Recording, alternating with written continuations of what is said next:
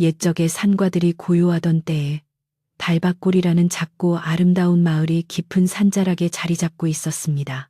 마을 사람들은 맑은 시냇물을 마시고 푸른 산이 주는 넉넉함 속에서 평화롭게 살았지만 단 하나 그들을 늘 긴장하게 만드는 존재가 있었으니 바로 뒷산 호랑이제 꼭대기에 사는 검은 호랑이였습니다. 이 호랑이는 이름도 없이 그저 검은이라 불렸는데 유독 보름달이 뜨는 밤이면 온 산이 울리도록 슬프고도 위협적인 소리로 포효하는 것으로 유명했습니다. 사람들은 검은이의 울음소리가 마을의 길흉화복을 예고한다고 믿었고 그 울음소리의 강약에 따라 그의 농사의 풍년을 점치거나 혹독한 겨울을 대비하곤 했습니다. 달밭골 사람들에게 검은이는 단순한 짐승이 아니라 마을의 운명을 짊어진 영적인 존재와 같았으며 그 울음소리는 곧 하늘의 목소리와 다름없었습니다. 검은이의 포효가 유난히 더 크게 들리는 집은 마을에서 가장 오래된 기와집, 바로 박씨네였습니다. 박씨댁은 대대로 이 마을의 크고 작은 일을 도맡아온 종갓집으로 넓은 마당에는 우물이 하나 있었고 뒤뜰에는 장독대가 가지런히 놓여 있었습니다. 이 집의 외동딸인 소연이는 얼굴만큼 마음씨도 고와 마을 사람들의 칭찬이 자자했지만 최근 들어 밤마다 들려오는 검은이의 울음소리 때문에 잠을 이루지 못하는 날이 많았습니다. 소연이는 다른 사람들처럼 그 소리를 흉조로 여기지 않았습니다. 오히려 그 깊고 슬픈 울림 속에서 검은이가 무언가 간절히 이야기하려는 듯한 느낌을 받았고 그 간절함이 요즘 들어 부쩍 커진 것 같아 가슴이 답답했습니다. 그녀는 밤마다 조심스레 창문을 열고 희미한 달빛 아래 산을 올려다보며 검은이의 슬픔이 어디서 오는지 홀로 고민했습니다. 다른 사람들은 검은이의 울음소리가 커지면 올해는 필시 산짐승의 해코지가 심하겠구나. 아니면 마을에 우환이 들겠어 하며 불안해했지만 소연이는 달랐습니다. 그녀는 어릴 적부터 유난히 산과 동물을 사랑했고 밤중에 우는 풀벌레 소리나 지저귀는 새들의 노래에서도 특별한 울림을 들을 줄 알았습니다.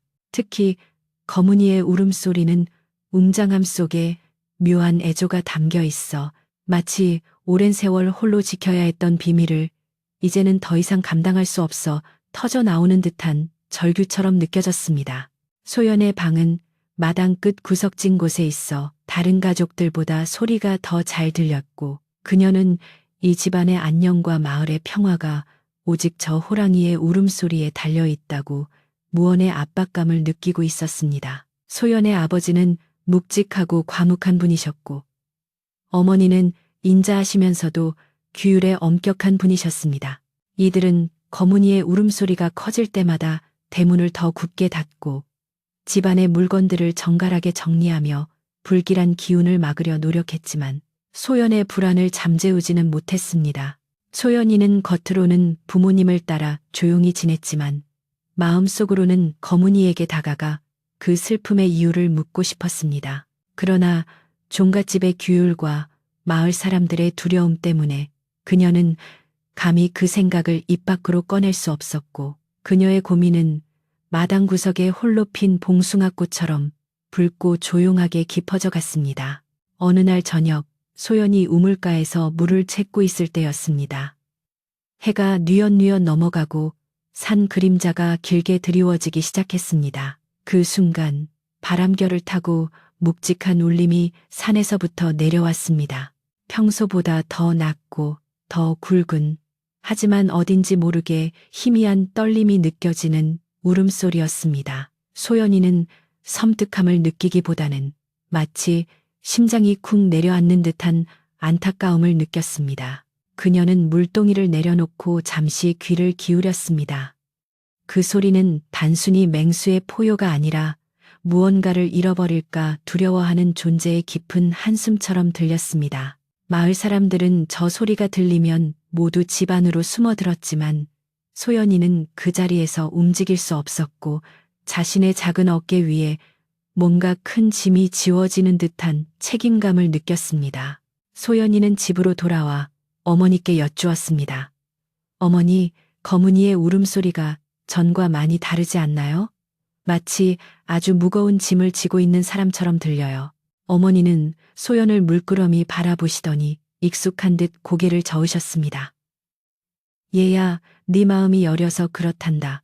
호랑이는 본디 무서운 짐승이고 그 울음소리는 늘 우리에게 경고를 주는 것이지. 쓸데없는 걱정 말고 내 방에 가서 조용히 바느질이나 하렴. 종갓집 딸은 마음이 흔들려서는 안 되는 법이니라. 어머니의 말씀은 정답이었지만 소연의 마음속 의문은 해소되지 않았습니다. 그녀는 어머니의 말씀에 순종하여 방으로 돌아왔지만 창밖으로 보이는 호랑이제의 검은 실루엣은 더욱 그녀의 눈길을 사로잡았고 그곳에는 분명히 무언가 예사롭지 않은 일이 일어나고 있는 것만 같았습니다.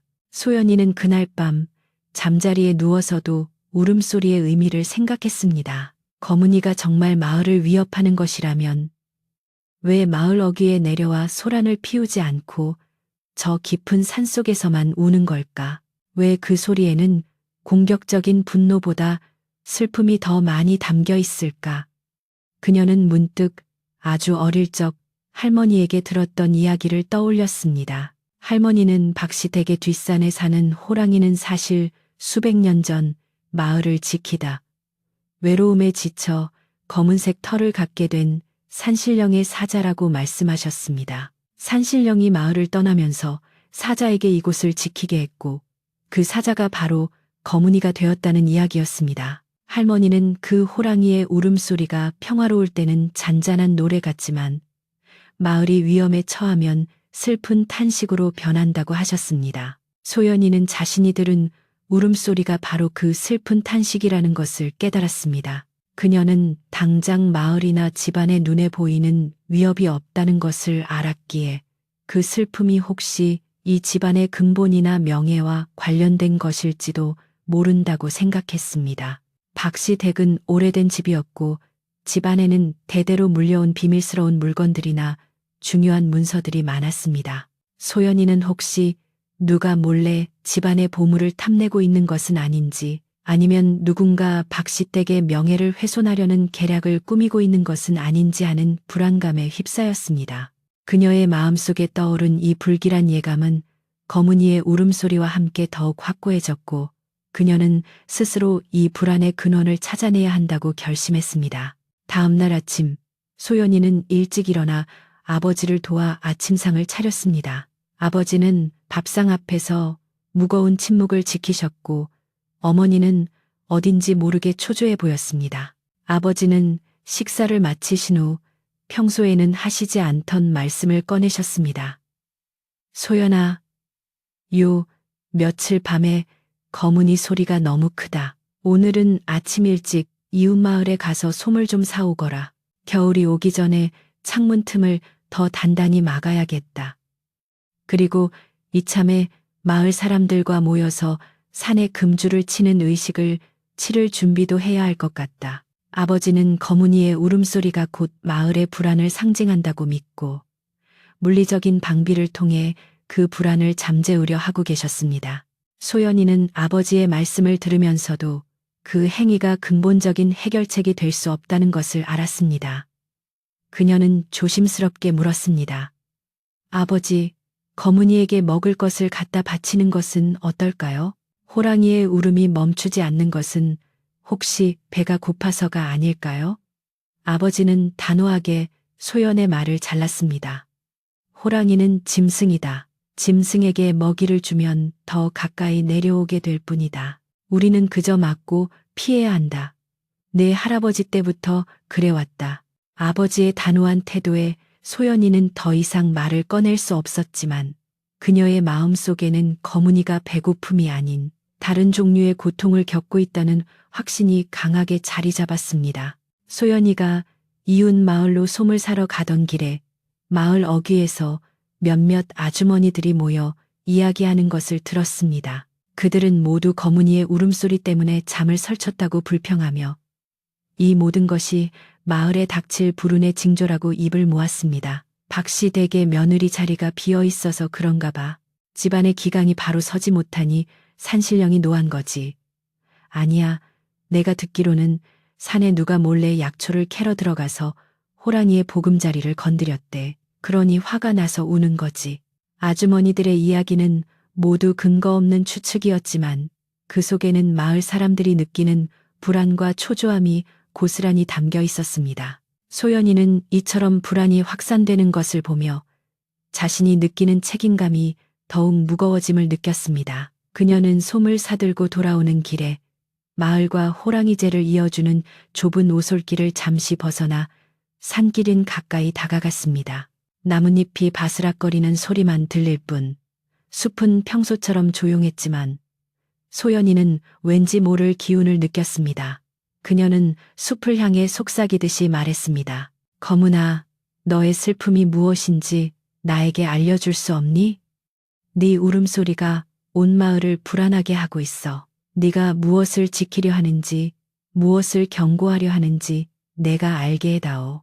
그녀의 목소리는 바람에 흩어졌지만 그 순간 숲속 깊은 곳에서 희미하게 무언가 무거운 것이 밟히는 소리가 들리는 듯 했습니다. 그러나 그것은 금세 사라졌고 다시 고요함만이 감돌았습니다. 소연이는 더 이상 머물지 않고 서둘러 집으로 돌아왔습니다. 집에 도착하자 소연이는 마당에 쌓인 낙엽을 쓸기 시작했습니다. 손으로 낙엽을 쓸어 모으면서도 그녀의 머릿속은 온통 거문이의 울음소리와 마을의 불안에 대한 생각으로 가득 차 있었습니다. 그녀가 뜰을 쓸어 모으고 있을 때 갑자기 낯선 발자국 소리가 들려왔습니다. 평소 박시댁에 드나드는 사람들의 발걸음과는 다른 왠지 모르게 자신감이 넘치고 묵직한 구둣발 소리였습니다. 소연이는 고개를 들었고 대문 밖에서 한 남자가 안을 기웃거리고 있는 것을 보았습니다. 남자는 단정하지만 어딘지 모르게 번지르르한 옷차림을 하고 있었고 눈빛은 예리하면서도 탐욕스러운 빛을 띠고 있었습니다. 그는 소연이와 눈이 마주치자 활짝 웃었지만 그 미소는 소연에게 전혀 따뜻하게 느껴지지 않았습니다. 아가씨, 이곳이 박시댁이 맞습니까? 저는 이웃 마을에서 온 사람인데 이 집 어르신께 드릴 말씀이 있어 잠시 들렀습니다. 남자는 공손한 태도를 취했지만 그의 말투에는 어딘가 모르게 허세와 자신감이 뒤섞여 있었습니다. 소연이는 자신도 모르게 경계심을 품었습니다. 예, 맞습니다. 무슨 일로 오셨는지요? 소연이가 묻자 남자는 목소리를 낮추고 비밀스러운 듯 말했습니다. 저는 이 마을의 오랜 근심거리인 호랑이, 거문이에 대한 해법을 가져왔습니다. 박시댁 어르신이야말로 이 마을을 대표하시니 그분께 이 중요한 방법을 알려드려야지요. 남자의 말에 소연이는 깜짝 놀랐습니다. 그녀가 그토록 고민하던 거문이에 대한 이야기를 낯선 사람이 갑자기 들고 나타났기 때문입니다. 소연이는 남자에게 잠시 기다려 달라고 하고 아버지를 찾아갔습니다. 아버지께 낯선 남자가 와서 거문이에 대한 이야기를 하고 싶어 한다고 말씀드리자 아버지는 처음에는 귀찮은 듯 손사래를 치셨습니다. 또 별 이상한 사람이 와서 헛소리를 하는 것이겠지 돌려보내거라. 그러나 소연이가 남자가 거문이의 해법을 들고 왔다고 강조하자 아버지의 표정이 미묘하게 바뀌었습니다. 박시택 어르신으로서 마을의 오랜 숙제를 해결할 수 있다는 유혹은 쉽게 뿌리칠 수 없는 것이었습니다. 결국 아버지는 한숨을 쉬며 말씀하셨습니다.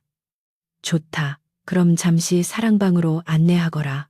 하지만 이상한 소리를 하면 즉시 쫓아낼 것이다. 소연이는 남자를 사랑방으로 안내했습니다.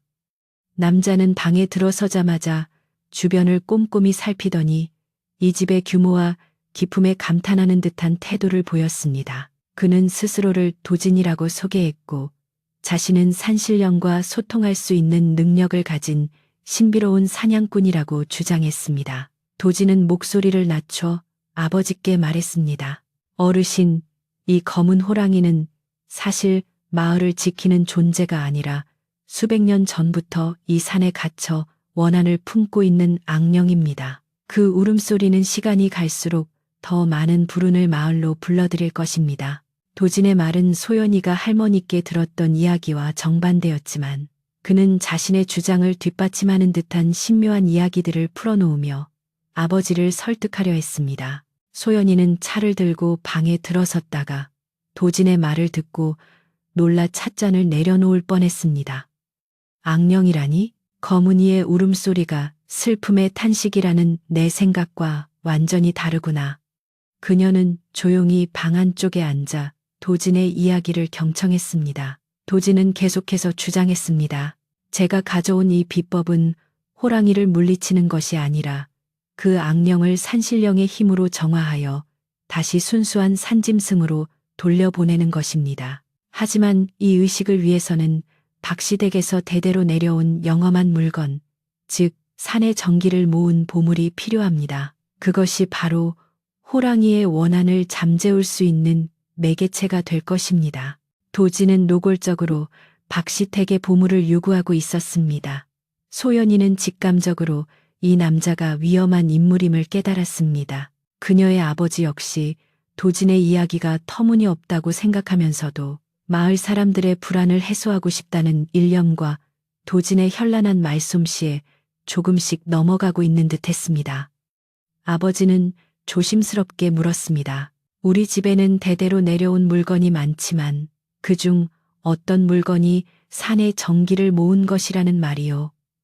도진은 의미심장한 미소를 지으며 말했습니다. 그것은 호랑이만이 아는 비밀입니다.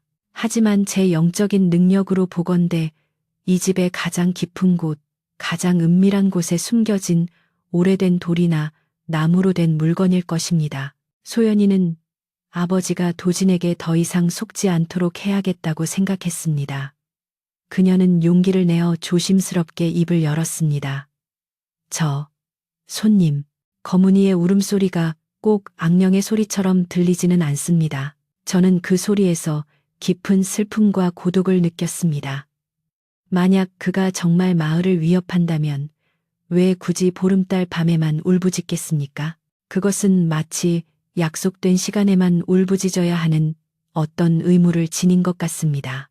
소연의 말은 잠시 방 안의 분위기를 얼어붙게 만들었습니다. 도진은 소연이를 경멸하는 듯한 눈빛으로 쳐다보았고 아버지는 딸이 함부로 어른들의 대화에 끼어든 것에 대해 꾸짖으려는 듯했습니다.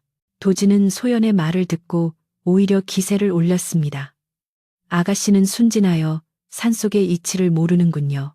호랑이의 악령은 보름달의 기운이 가장 강할 때 그 기운을 흡수하여 더 강해지려 합니다. 그래서 그때 가장 크게 울부짖는 것입니다. 저의 비법이 없다면 다음 보름달 밤에 이 마을은 큰 재앙을 맞게 될 것입니다. 도진의 단정적인 경고에 아버지의 얼굴에는 불안감이 역력해졌습니다. 소연이는 도진이 자신의 불안을 이용하여 아버지를 압박하고 있다는 것을 분명히 알았지만 더 이상 논쟁하는 것은 아버지의 심기를 건드리는 일이라는 것을 알았기에 일단 물러서기로 했습니다. 도진은 아버지가 망설이는 것을 보고 다시 한번 결정적인 한 방을 날렸습니다. 어르신, 제가 먼저 이 집 주변의 나쁜 기운을 몰아내는 의식을 보여드리겠습니다. 그것을 보시고 저의 능력을 믿게 되시면 그때 보물을 꺼내주셔도 늦지 않습니다. 아버지는 결국 도진의 제안을 받아들였고 도진은 기세등등하게 마당으로 나섰습니다. 그는 마당의 우물가에 서서 알 수 없는 주문을 외우고 주머니에서 꺼낸 붉은 흙가루를 우물에 뿌렸습니다. 소연이는 우물가로 다가가 흙가루가 섞인 물을 바라보았습니다. 물은 평소보다 탁해 보였고 이상한 냄새가 희미하게 올라오는 것 같았습니다. 그녀의 불안감은 더욱 커졌고 거문이의 울음소리가 단순한 자연현상이 아님을, 그리고 도진이라는 낯선 이의 출현이 바로 그 울음소리가 경고하던 위험임을 깨닫기 시작했습니다. 그녀는 이제 혼자 힘으로 이 사기꾼으로부터 집과 마을을 지켜야 한다는 무거운 책임감을 느꼈습니다. 소연이가 도진이라는 낯선 남자의 정체와 그가 풍기는 불길한 기운에 대해 의심을 품기 시작했을 때 마을 달밭골 전체는 이미 그의 현란한 말솜씨와 기이한 행동에 완전히 사로잡혀 있었습니다.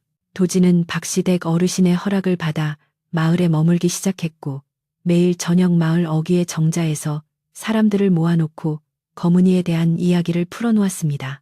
그는 거문이가 단순히 산신령의 사자가 아니라 수백 년간 이 마을의 복을 빼앗아 산속에 가두고 있는 탐욕스러운 악귀이며 자신의 비법으로만 그 악귀를 쫓아낼 수 있다고 주장했습니다.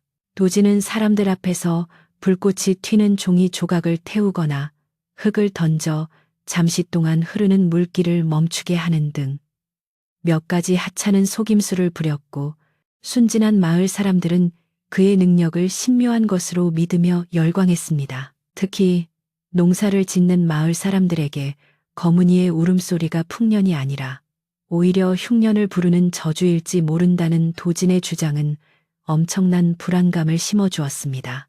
검은 호랑이의 울음소리는 산의 전기를 집어삼켜 땅의 기운을 약하게 만듭니다.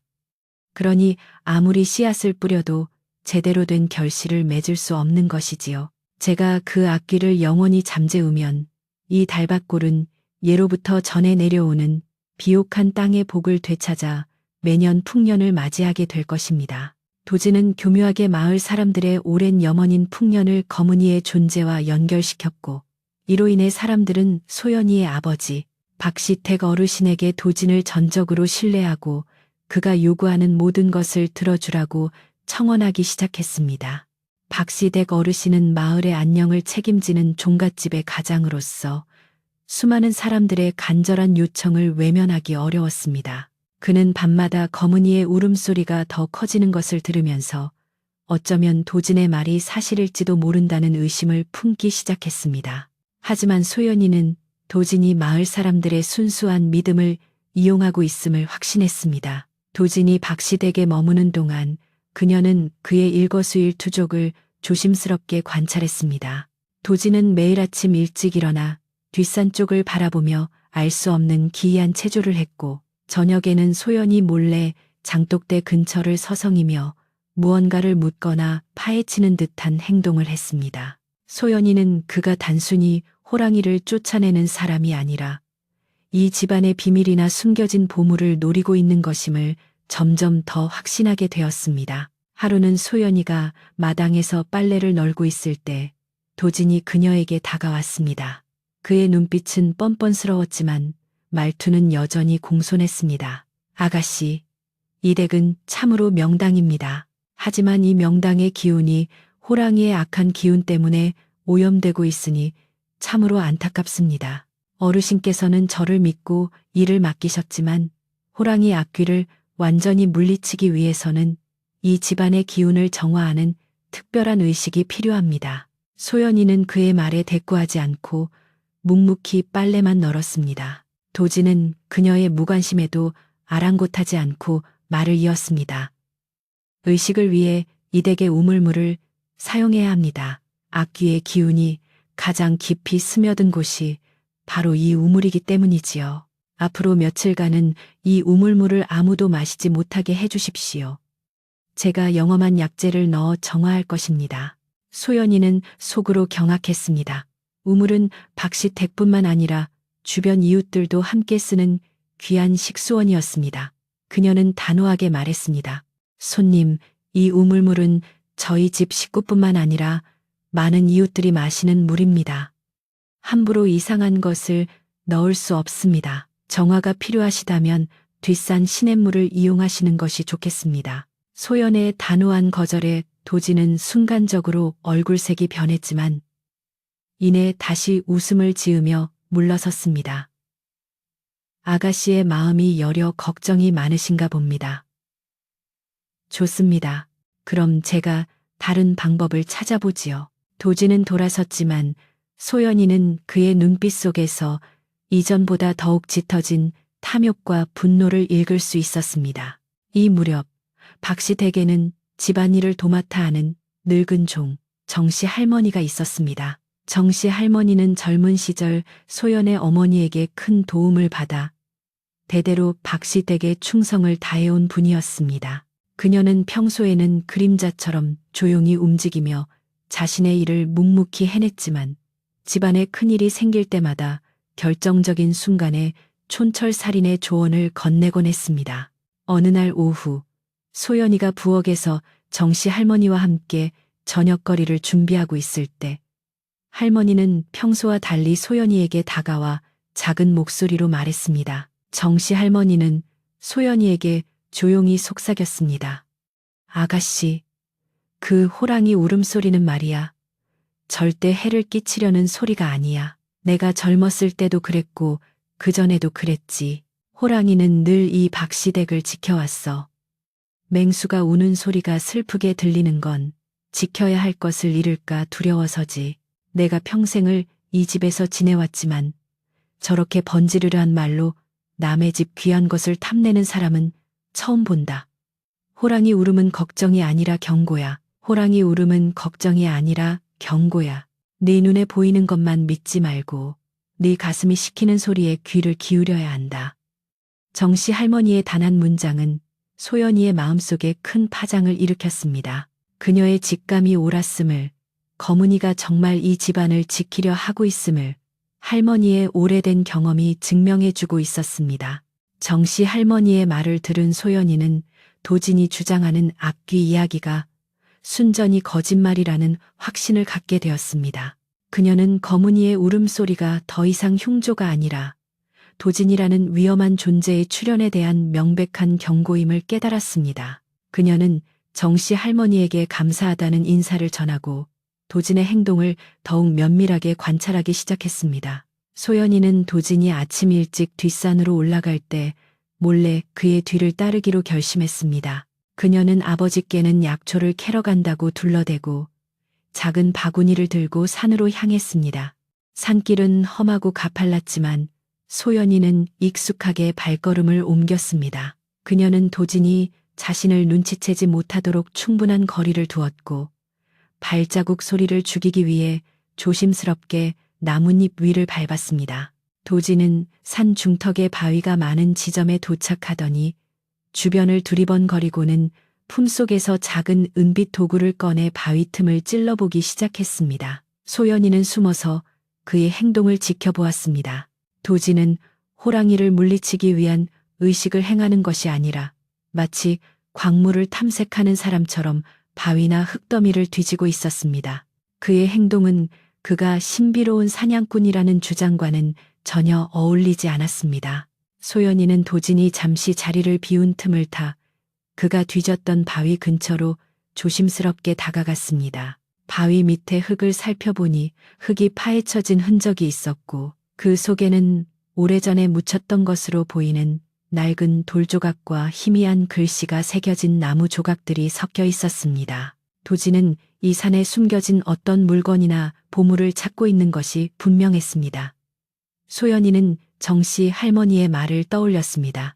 맹수가 우는 소리가 슬프게 들리는 건 지켜야 할 것을 잃을까 두려워서지. 거문이는 도진이 이 산속에 무언가를 훔치려 한다는 것을 알고 그것을 지키기 위해 울부짖고 있었던 것입니다. 그가 지키려 하는 것은 박씨 댁에 전해 내려오는 귀한 보물이나 이 마을의 오랜 역사와 관련된 중요한 물건일 가능성이 높았습니다. 소연이는 급히 산을 내려와 집으로 돌아왔습니다. 그녀는 도진의 의도를 아버지께 당장 말씀드리고 싶었지만 도진이 이미 마을 사람들과 아버지의 신임을 얻고 있는 상황에서 섣불리 나섰다가 오히려 그녀 자신이 의심을 받을까 두려웠습니다. 그녀는 증거를 확보해야 한다고 생각했습니다. 그날 저녁 소연이는 아궁이에 불을 지피고 어머니를 돕는 척하며 부엌에서 시간을 보냈습니다. 도진은 마당에서 한참 동안 이상한 행동을 하더니 저녁 식사 후에는 자신의 방으로 들어갔습니다. 소연이는 그가 완전히 잠들기를 기다렸습니다. 자정이 가까워질 무렵 온 집안이 깊은 잠에 빠져들었습니다. 소연이는 조심스럽게 방을 나와 도진이 묵고 있는 사랑채로 향했습니다. 그녀는 문틈으로 새어나오는 희미한 불빛을 발견하고 깜짝 놀랐습니다. 아직 잠들지 않았구나. 소연이는 문에 귀를 바짝 대고 안의 소리에 집중했습니다. 희미하게 흙이 부딪히는 소리와 함께 도진의 혼잣말이 들려왔습니다. 이 정도면 되겠지. 내일 아침이면 박씨 댁 어르신도 완전히 넘어올 거야.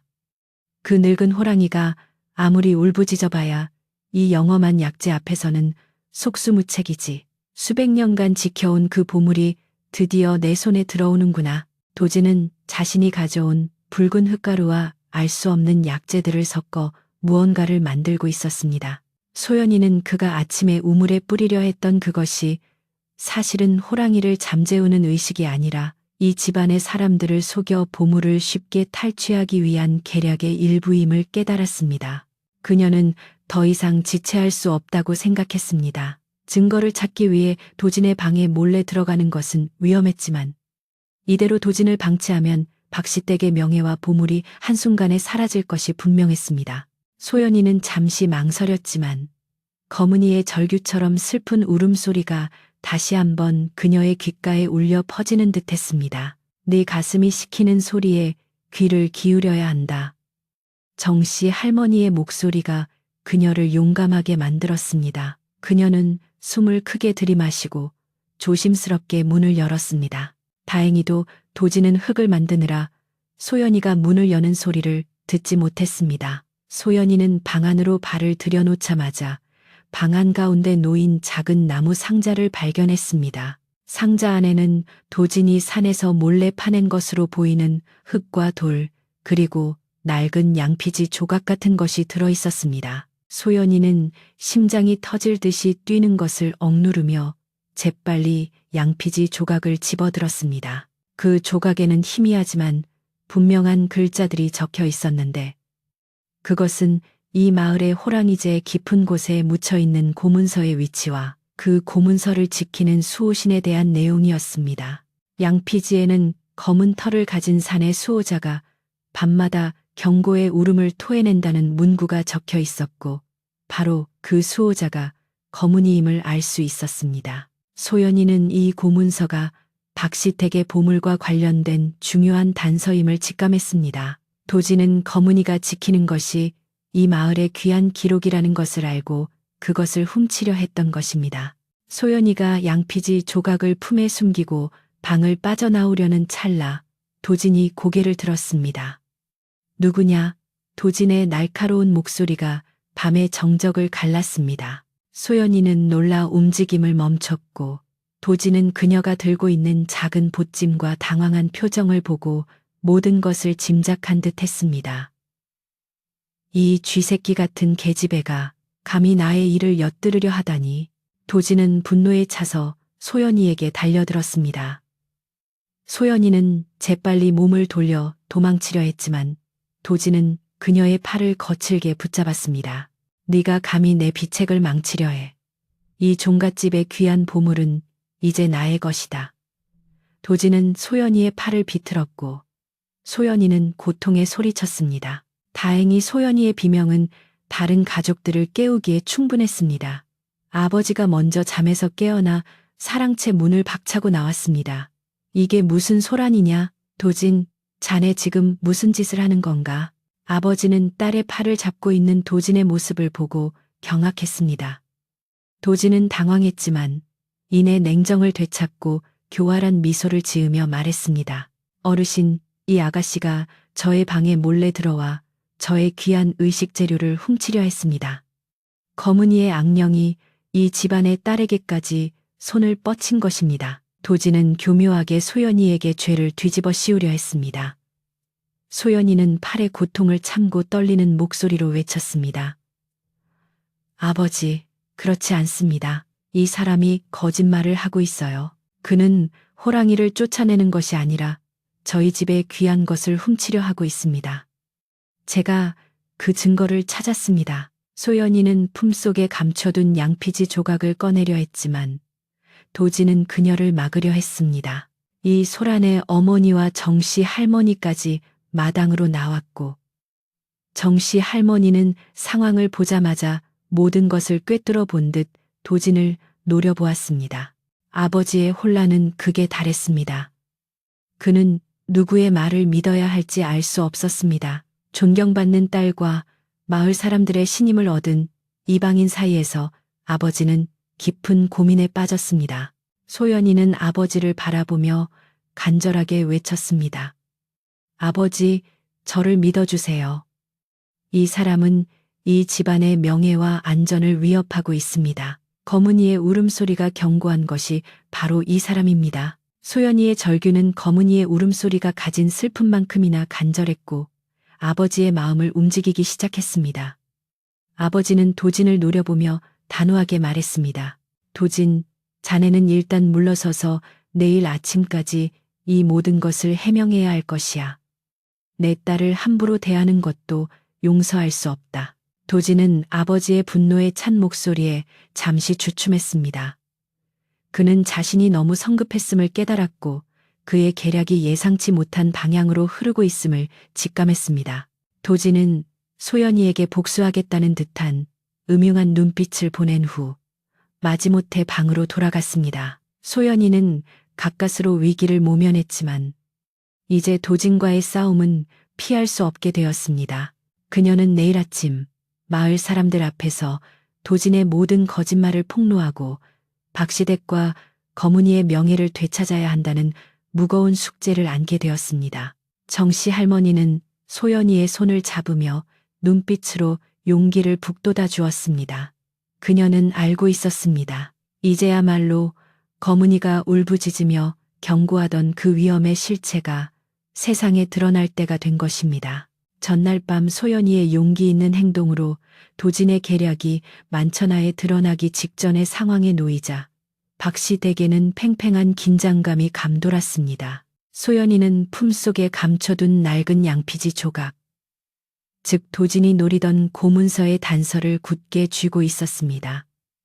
이 조각이야말로 도진이 주장하는 악귀 퇴치가 순전히 박씨 댁의 보물을 훔치기 위한 거짓임을 입증할 유일한 증거였습니다. 아버지와 어머니는 밤새 잠을 이루지 못하고 사랑채와 안채 사이를 오가며 불안해했습니다.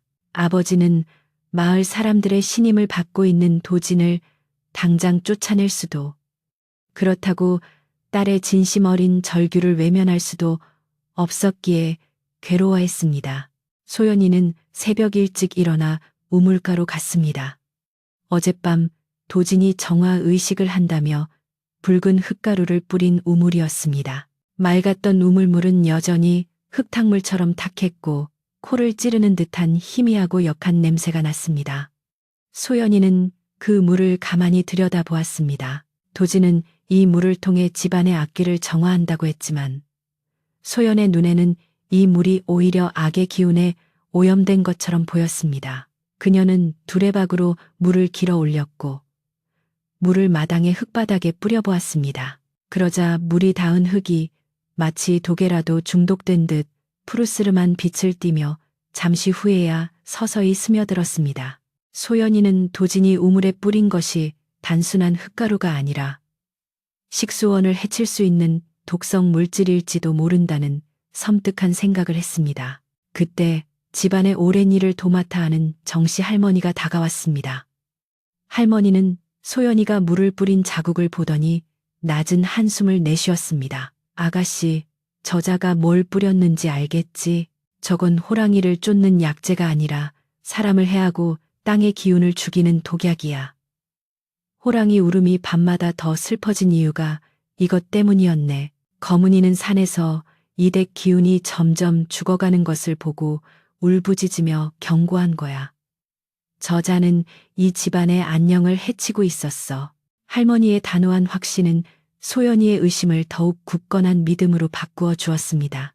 소연이는 우물가에 쪼그려 앉아 울음을 참고 있는 할머니에게 조용히 속삭였습니다. 할머니, 저에게 도진이 노리는 것이 무엇인지 정확히 알려주세요. 제가 찾은 이 조각에는 검은 털을 가진 산의 수호자 이야기가 적혀 있어요. 거문이가 지키려 하는 것이 무엇인가요? 정씨 할머니는 주변을 살피더니 소연이의 손을 잡고 조용히 대답했습니다. 그것은 이 집안이 대대로 지켜온 영험한 벼루일세. 박시댁 조상님께서 나라를 구하신 공을 인정받아 산신령에게서 하사받은 보물인데 그 벼루에는 산의 정기가 깃들어 있어 이 마을의 풍년과 이 집안의 명맥을 이어주는 근본이 되지. 그 벼루는 오직 보름달이 뜨는 밤에만 그 빛을 발하는데 도진은 그걸 노리고 있는 거야. 그가 지금 뒷산에서 찾고 있는 것도 바로 그 벼루가 묻힌 곳을 표시한 고문서의 나머지 조각일세. 소연이는 눈을 크게 떴습니다. 모든 퍼즐이 맞춰지는 듯 했습니다. 도진이 보름달을 언급하고 산을 뒤지고 박시댁의 귀한 물건을 요구했던 모든 행동들이 바로 그 영험한 벼루를 차지하기 위한 계획이었던 것입니다. 그녀는 자신이 가진 양피지 조각과 할머니의 말씀을 종합하여 도진의 최종 목표가 바로 영험한 벼루를 훔치고 그 과정에서 거문이를 제거하여 자신의 악행을 영구히 숨기려는 것임을 깨달았습니다.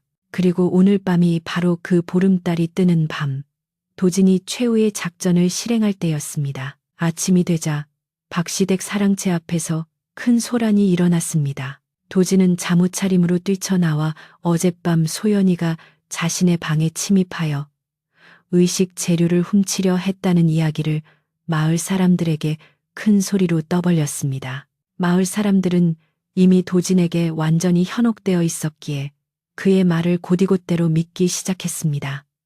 어르신, 저 여식은 악귀에 홀린 것이 분명합니다. 악귀가 이 집안을 무너뜨리기 위해 어린 딸의 몸을 빌려 저의 신성한 의식을 방해하고 있습니다. 도진은 교활하게도 소연이를 악귀에 씌인 존재로 몰아갔습니다.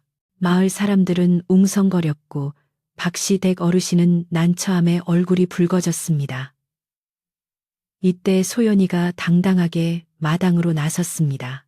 그녀는 도진을 똑바로 바라보며 단호한 목소리로 말했습니다. 도진, 당신이야말로 거짓말쟁이여. 당신은 호랑이를 물리치려는 것이 아니라 이 집안의 보물을 훔치려는 도둑에 불과합니다. 그리고 당신이 어젯밤 우물에 뿌린 것은 정화의 약재가 아니라 사람과 땅을 해치는 독입니다. 소연이는 마당에 뿌려져 푸르스름한 자국을 남긴 우물물을 손가락으로 가리켰습니다. 도진은 당황했지만 이내 허세를 부리며 소리쳤습니다. 저것은 악귀의 기운이 흙과 반응하여 나타난 현상일 뿐입니다. 보십시오. 저 여식이 저리도 당당하게 저를 모함하고 있습니다. 악귀가 저 아이의 입을 통해 말하고 있는 것입니다. 마을 사람들은 도진의 말을 듣고 더욱 동요했고 소연이를 불길한 눈빛으로 바라보기 시작했습니다. 소연이는 자신이 혼자서는 도진의 거짓말을 이겨낼 수 없다는 것을 깨달았습니다. 그녀는 증거를 제시해야 했습니다. 소연이는 품속에서 조심스럽게 양피지 조각을 꺼내 들었습니다. 제가 당신의 방에서 찾아낸 것입니다. 이 조각에는 이 산의 수호자에 대한 비밀과 당신이 노리는 보물의 위치가 적혀 있습니다. 당신은 호랑이를 물리칠 수 있는 사람이 아니라 그저 고문서를 훔쳐 이 집안의 뿌리를 뽑으려는 도굴꾼에 불과합니다. 소연이는 양피지 조각을 아버지께 내밀었습니다. 아버지는 조심스럽게 그 조각을 받아들었고 희미한 글씨를 읽으며 얼굴색이 점점 창백해졌습니다.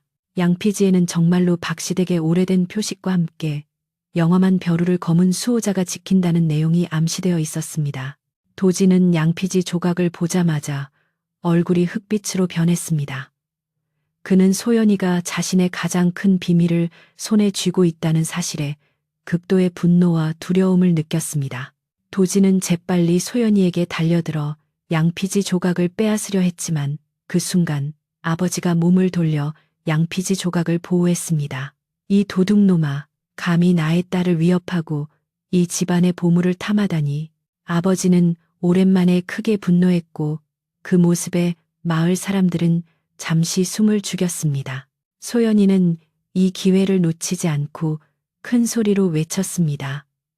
마을 사람들 모두 들으십시오. 거문이는 우리 마을을 해치려는 악귀가 아니라 박시댁의 뿌리를 지키는 수호자입니다. 도진이 우는 소리가 커진다고 속인 것은 바로 그가 이 집에 들어와 해를 끼치려 했기 때문입니다. 오늘 밤이 보름달이 뜨는 밤입니다. 도진은 오늘 밤 호랑이를 제거하고 보물을 훔치려 할 것입니다. 우리 모두 오늘 밤 진실을 밝혀야 합니다.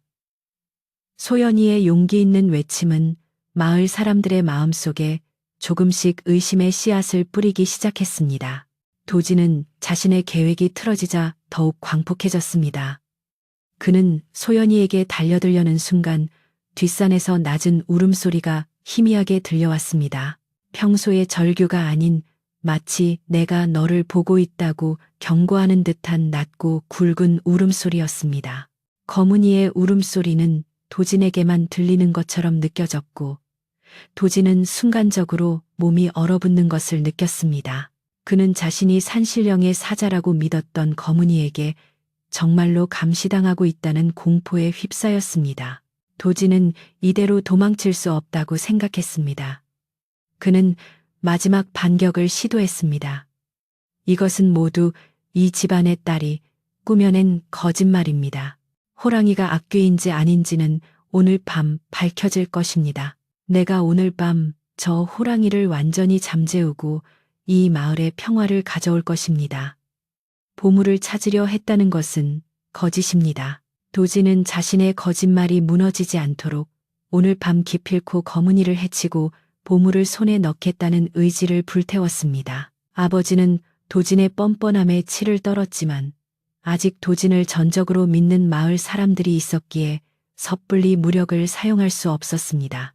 아버지는 마을 대표로서 공정한 결정을 내리기로 했습니다. 좋다.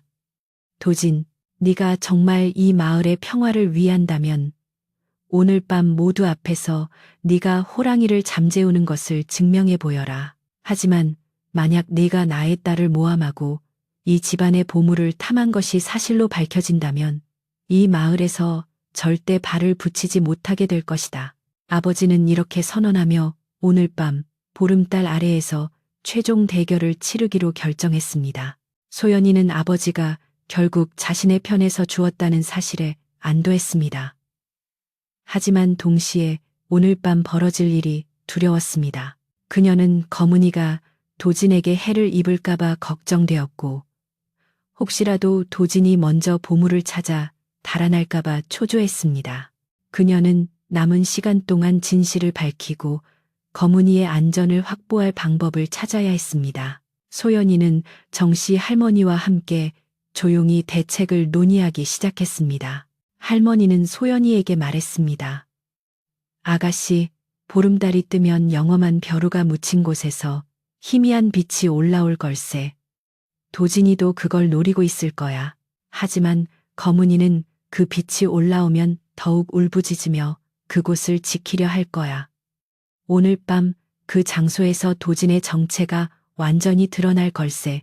소연이는 할머니의 조언을 듣고 오늘 밤 모든 일이 벌어질 장소가 바로 영험한 벼루가 묻힌 산속 깊은 곳임을 알게 되었습니다. 그녀는 보름달이 뜨기 전 그곳으로 몰래 가서 거문이를 도와주거나 도진의 악행을 막을 준비를 해야 했습니다. 해가 서서히 지고 하늘에는 붉은 노을이 드리워졌습니다. 소연이는 방으로 돌아와 몰래 보찜을 꾸렸습니다. 그녀는 밤중에 산을 오를 때 필요한 간단한 음식과 어둠 속을 밝힐 작은 등불, 그리고 혹시 모를 상황에 대비해 튼튼한 나무 막대기를 챙겼습니다. 그녀는 품속의 양피지 조각을 다시 한번 확인했습니다. 이 조각에는 벼루가 묻힌 곳으로 가는 길이 암호처럼 표시되어 있었습니다.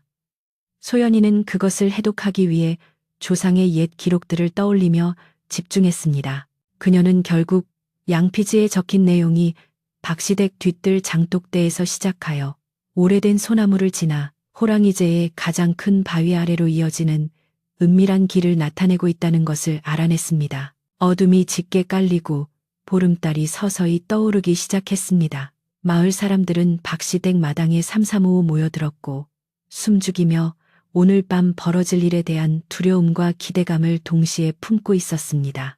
도진은 이미 자신의 도구를 챙겨 산으로 올라갈 채비를 마쳤고 그의 눈은 탐욕과 승리감으로 번들거렸습니다.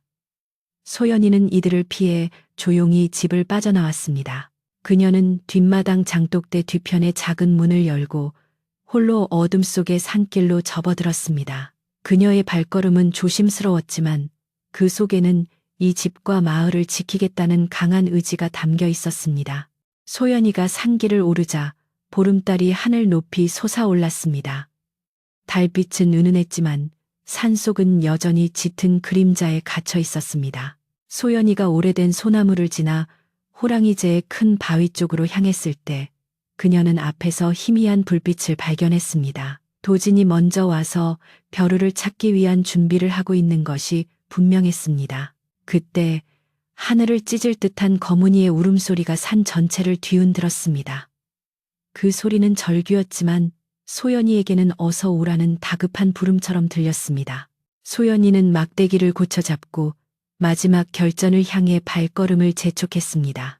보름달이 호랑이제 꼭대기에 걸리자 달빛은 세상의 모든 그림자를 걷어내는 듯 강렬하고 신비로운 은빛을 뿜어냈습니다. 소연이가 큰 바위 근처에 도착했을 때 그녀는 이미 도진이 바위 아래 깊숙한 곳을 곡괭이로 파헤치고 있는 광경을 목격했습니다. 도진은 온몸이 흙투성이가 된 채 탐욕스러운 눈빛으로 땅속을 노려보고 있었고 그의 옆에는 호랑이를 잠재우는데 사용하려 했던 것으로 보이는 이상한 모양의 약재 주머니와 끈들이 놓여 있었습니다. 소연이는 바위 뒤에 몸을 숨기고 도진의 행동을 지켜보았습니다. 이 순간 뒷산 깊은 곳에서 거문이의 울음소리가 다시 한번 터져 나왔습니다. 이전의 슬픈 탄식이 아닌 분노와 위협이 뒤섞인 맹렬한 포효였습니다. 도진은 그 포효 소리에 잠시 몸을 멈췄지만 이미 보물을 눈앞에 둔 그는 공포보다 탐욕이 앞섰습니다. 내 놈이 아무리 울어봐라. 오늘 밤만 지나면 네 울음소리도 이 마을의 보물도 모두 나의 것이 될 것이다. 도진은 혼잣말을 중얼거리며 더욱 힘껏 땅을 파기 시작했습니다. 그때 소연이가 숨어있는 바위 바로 위쪽에서 희미한 푸른빛이 새어 나오기 시작했습니다. 그것은 정씨 할머니가 말했던 보름달 빛을 받아 영험한 벼루가 내뿜는 정기의 빛이었습니다. 빛은 점차 강해지며 벼루가 묻힌 정확한 위치를 도진에게 알려주었습니다. 도진은 푸른 빛을 보자마자 흥분하여 미친 듯이 곡괭이를 휘둘렀습니다. 마침내 곡괭이가 딱딱한 물체에 부딪히는 소리가 울려 퍼졌고 도진은 황급히 흙을 걷어냈습니다. 땅속에서 드러난 것은 작고 검은 윤기가 흐르는 돌덩이 모양의 벼루였습니다. 벼루는 달빛 아래에서 신비로운 푸른빛을 반짝이고 있었고 그 위에 새겨진 고대 문양들은 박시댁의 가문 표식과 일치했습니다. 도진은 승리의 미소를 지으며 벼루를 흙 속에서 끄집어냈습니다. 그 순간 거문이의 울음소리가 더욱 가까워졌고 숲의 나뭇가지들이 격렬하게 흔들리는 소리가 들렸습니다. 이때를 놓칠 수 없다고 판단한 소연이는 숨어있던 바위 뒤에서 앞으로 나섰습니다. 멈춰라, 도진. 그 벼루는 당신의 것이 아닙니다. 소연이의 단호한 목소리가 밤의 정적을 깨뜨렸습니다. 도진은 소연이의 갑작스러운 출현에 깜짝 놀라 벼루를 품에 숨겼습니다. 네가 어떻게 여기까지 왔느냐. 이 악귀에 홀린 계집애. 도진은 소연이를 위협하며 소리쳤습니다. 소연이는 침착하게 나무 막대기를 굳게 잡고 도진을 향해 걸어갔습니다. 당신이 악귀에 홀린 것이지 거문이는 우리 집안을 지켜온 수호자입니다.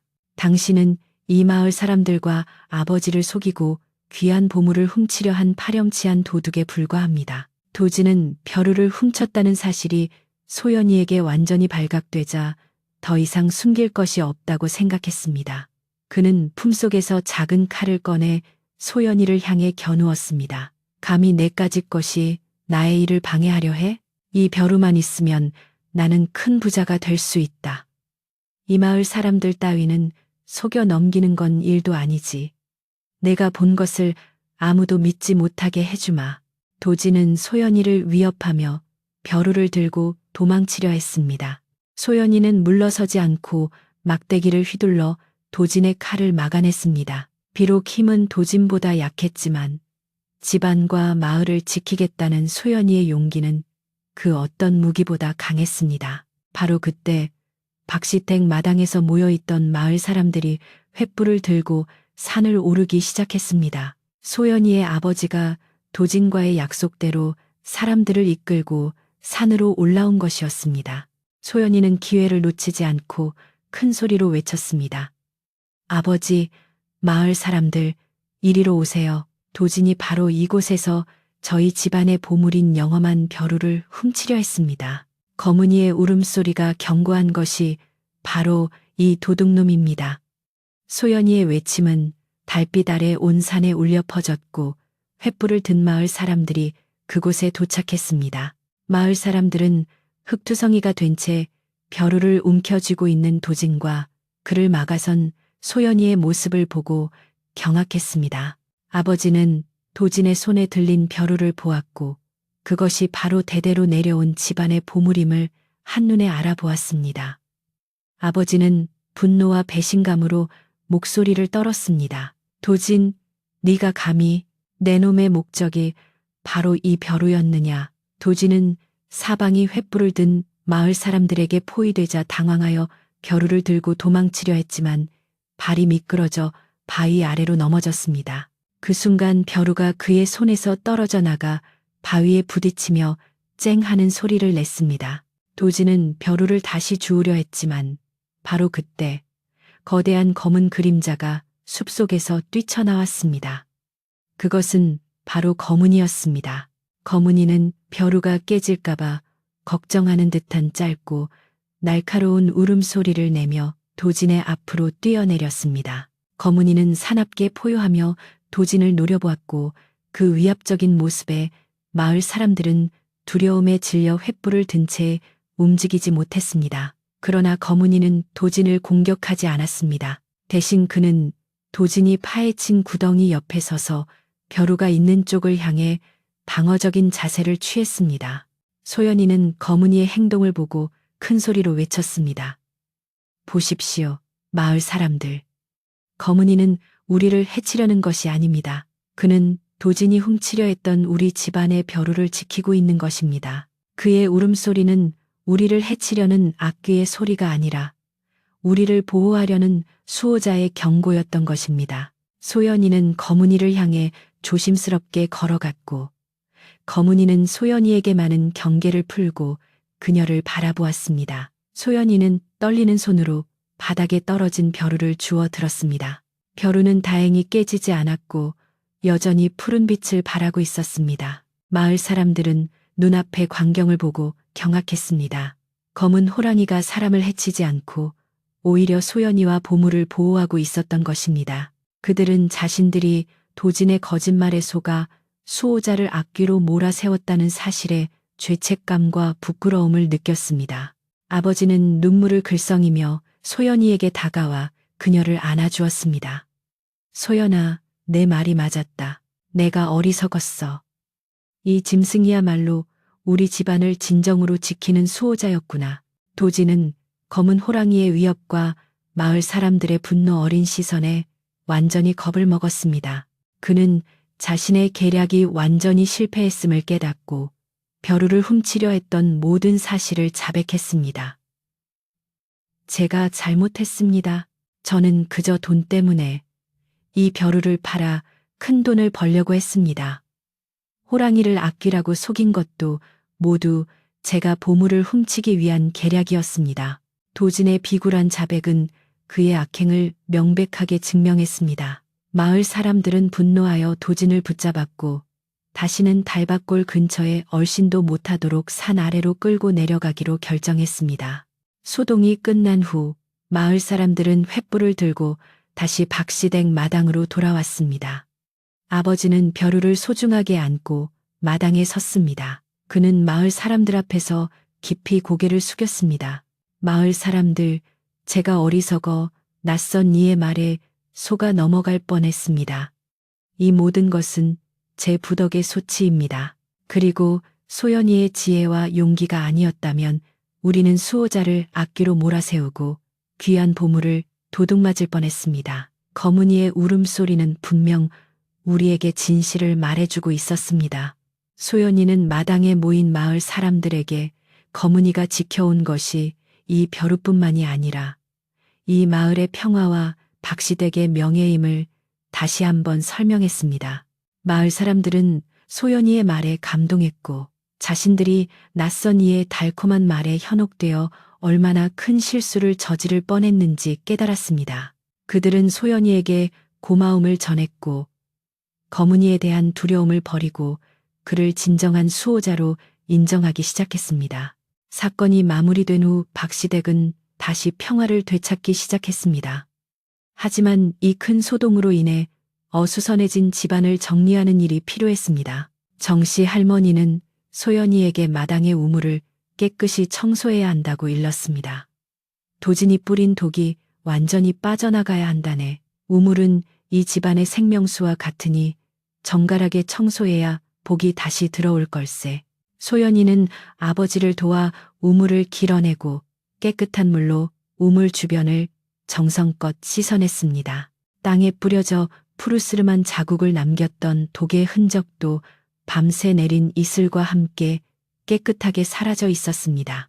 모든 소란이 가라앉은 후 아버지는 소연이에게 영험한 벼루를 다시 안전한 곳에 보관하는 일을 맡겼습니다. 소연이는 벼루를 들고 집안 깊숙한 곳에 조용한 장소로 향했습니다. 벼루는 여전히 희미한 푸른빛을 바라며 소연이의 손에 따뜻한 기운을 전해주었습니다. 그녀는 벼루를 조심스럽게 제자리에 놓으면서 거문이가 왜 그토록 울부짖었는지 그 깊은 마음을 이해할 수 있었습니다.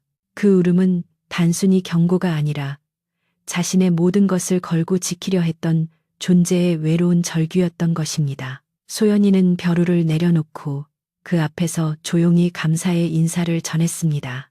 이제야 거문이의 짐이 조금은 덜어진 듯 했습니다. 도진의 악행이 달밤 아래에서 완전히 밝혀지고 검은 호랑이가 악귀가 아닌 수호자였음이 증명된 후 달밭골 마을에는 비로소 진정한 평화가 찾아왔습니다. 며칠 동안 마을은 소란의 잔재를 씻어내느라 분주했지만 그 과정 속에서 사람들의 마음은 오히려 단단하게 결속되었습니다. 마을 사람들은 거문이를 두려워했던 지난날을 반성하며 이제는 밤마다 들려오는 호랑이의 울음소리를 안심의 신호로 여기게 되었습니다. 그 울음소리는 더 이상 불안과 공포의 상징이 아닌 우리가 지켜지고 있다는 조용하고 굳건한 약속처럼 들렸습니다. 박시댁 역시 잃어버렸던 활기를 되찾았습니다. 소연이는 아버지와 함께 도진이 우물에 뿌렸던 독성 물질의 흔적을 완전히 제거하는 데 힘썼고 며칠간의 노력 끝에 우물물은 다시 맑고 깨끗해졌습니다. 소연이가 길어 올린 물은 달빛을 받아 영롱하게 빛났고 그 물을 마신 사람들은 몸과 마음이 맑아지는 듯한 기분을 느꼈습니다. 이웃들은 박시댁 우물을 찾아와 감사를 표했고 소연이의 용기와 지혜를 칭찬했습니다. 이제 소연이는 단순한 종갓집 딸이 아니라 마을의 위기를 극복하게 한 진정한 구원자로 인정받게 되었습니다. 아버지는 딸 소연이에게 진심으로 사과했습니다. 소연아, 나는 네가 어리다고 그리고 종갓집의 엄격한 규율에 갇혀 지내야 한다고 생각했었다. 하지만 네가 가진 지혜와 산과 자연을 이해하는 맑은 마음이 우리 집안을 구했구나. 나는 네가 들었던 거문이의 슬픔을 듣지 못했고 낯선 이의 말에 쉽게 현혹될 뻔했으니 부끄럽기 그지없다. 아버지는 소연이에게 영험한 벼루를 보관하는 가장 중요한 책임을 맡겼고 소연이는 그 임무를 조용하고 진중하게 받아들였습니다. 이로써 소연이는 가문의 전통을 잇는 중요한 위치에 서게 되었고 그녀의 행동은 마을 전체에 긍정적인 영향을 미쳤습니다. 특히 정씨 할머니는 소연이를 바라보며 흐뭇하게 미소 지었습니다. 아가씨, 내가 평생 이 집에서 지켜봤지만 우리 집안의 평화는 늘 집안 사람들의 마음 씀씀이에 달려 있었지. 거문이 울음소리가 슬펐던 것은 이 집에 진심으로 지켜야 할 것을 가진 사람이 없었기 때문이었네. 아가씨 덕분에 그 벼루의 가치가 단순히 물건이 아니라 우리 집안의 정신임을 모두가 깨닫게 되었네. 할머니의 말은 소연이의 가슴에 깊이 와닿았습니다. 그녀는 자신이 지키려 했던 것이 눈에 보이는 보물이 아니라 가문의 명예와 사람들의 순수한 믿음이었다는 것을 다시 한번 확인했습니다. 며칠 후 다시 한번 보름달이 떴습니다. 그러나 이번 달밤은 이전의 달밤과는 완전히 달랐습니다. 마을 사람들은 두려움 없이 마당에 나와 달을 올려다보았고 아이들은 웃으며 뛰어놀았습니다. 어둠이 가장 깊을 때 호랑이제 꼭대기에서 거문이의 울음소리가 들려왔습니다. 소연이는 조용히 귀를 기울였습니다. 울음소리는 여전히 웅장했지만 그 속에 담겨있던 절규와 슬픔은 온데간데 없었습니다. 대신 그 울음소리에는 힘과 안정감, 그리고 만족감이 느껴졌습니다. 마치 나는 여전히 여기에 있고 모든 것이 안전하다고 선언하는 듯한 굳건한 포효였습니다. 마을 사람들은 이제 거문이의 울음소리가 경고가 아닌 축복의 소리임을 알았습니다. 그들은 거문이에게 감사하며 산을 향해 깊이 고개를 숙였습니다. 박시댁 어르신은 마을 사람들을 대표하여 소연이와 함께 거문이가 자주 나타나는 바위 아래에 깨끗한 쌀과 맑은 물을 정성껏 올려놓았습니다.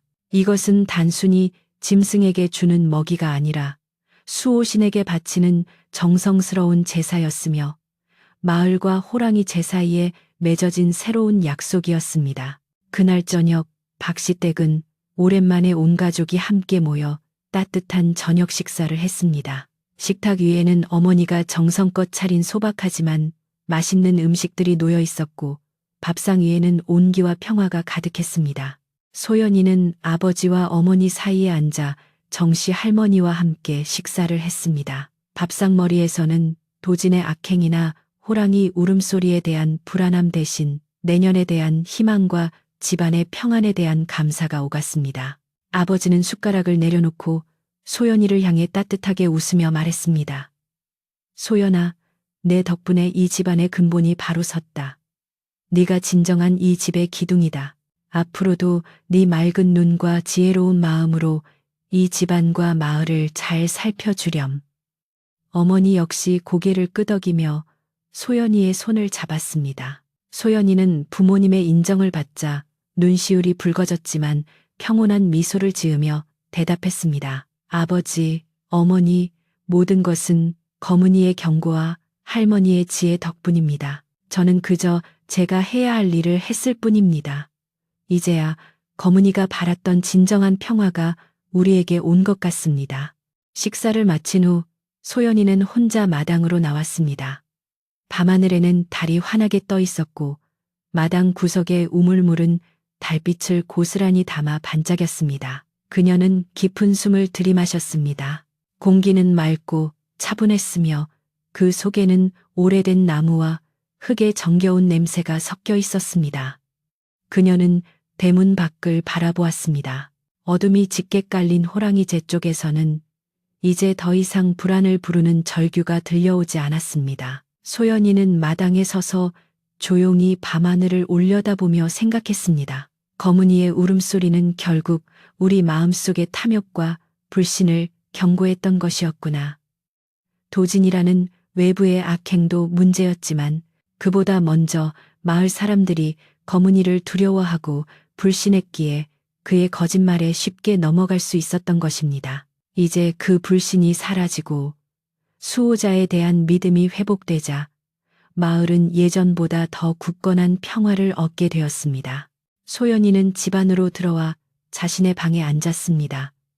방 안은 어둠 속에 잠겨 있었지만 창밖으로 새어 들어오는 달빛이 방 안을 은은하게 비추고 있었습니다. 그녀는 자신이 지켜낸 영험한 벼루가 안전하게 보관되어 있는 곳을 마음속으로 그려보았습니다. 벼루는 다시 집안의 근본을 지키는 굳건한 뿌리가 되었고 거문이는 그 뿌리를 밤마다 감시하는 충직한 수호자가 되었습니다. 소연이는 이불을 덮고 조용히 눈을 감았습니다. 그녀의 귀에는 멀리 호랑이제에서 들려오는 희미하고 안정된 거문이의 포효가 잔잔한 자장가처럼 들려왔습니다. 그 소리는 이 마을이, 이 집이, 그리고 그녀 자신이 안전하다는 가장 확실한 증거였습니다. 그녀는 평온함 속에서 가장 마지막으로 혼잣말을 되뇌었습니다. 이 말은 그녀의 안녕뿐만 아니라 이 이야기를 듣는 모든 이의 편안한 잠을 위한 축복의 말이었습니다.